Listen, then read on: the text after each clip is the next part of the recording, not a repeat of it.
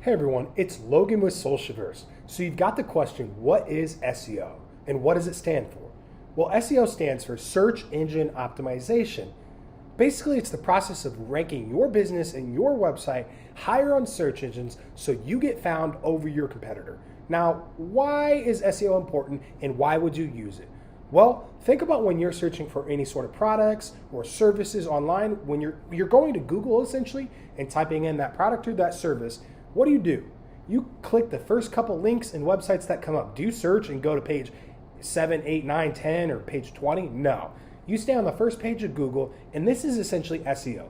You want your brand to essentially come up first on Google so you get that organic click. Now, one of the biggest things in why SEO is important because organic sells. And what I mean by that is it has the highest intent to buy. So when a user is actively looking for and searching for a product or a service, they have the intent to buy. They are actively searching for it. It's not you paying to get in front of them, it's them searching to find you. So they're actively searching for it, which means they have a high intent to buy. So this is why SEO is super important. Now, there's a lot of different things that go into SEO and ranking your website, from your whole website optimization, the design, your keywords that you're using on your website, whether you have all your H1, H2, H3s, etc. set, your page titles, your page meta descriptions, your image optimization. There are a lot of different things that go into SEO. So it's a lot of overhead.